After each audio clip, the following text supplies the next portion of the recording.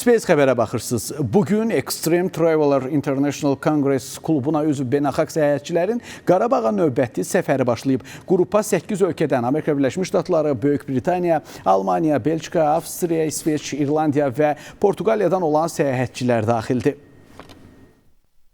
Heyət ilk Ağdam şəhərində Cümə məscidini ziyarət ediblər. Qonaqlara Ermənistanın işğalı dövründə dini abidənin məruz qaldığı dağıntılar barədə məlumat verilib. Dünyanın müxtəlif ölkələrindən gələn səyyahlar Ermənistanın silahlı qüvvələrinin Ağdamda törətdiyi vəhşiliklər, eləcə də şəhər işğaldan azad olunandan sonra Azərbaycanın həyata keçirdiyi tikinti quruculuq işləri ilə tanış olublar.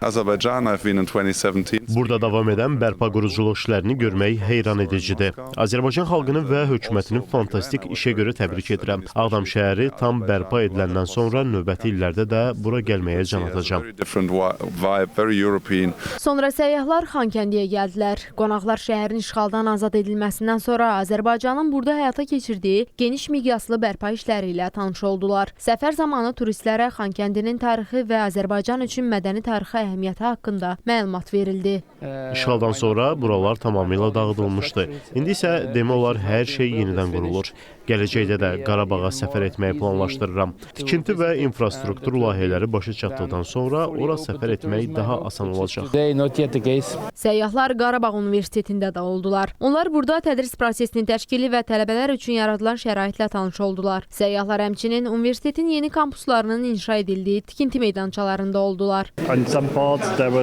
İlk dəfədir ki, Qarabağa gəlirəm. Mən buradakı inkişafdan çox təsirləndim. Burada olmadan çox qürur duyuram. İnkişafın sürətlə həyata keçirildiyini görmək sadəcə təsir edicidir.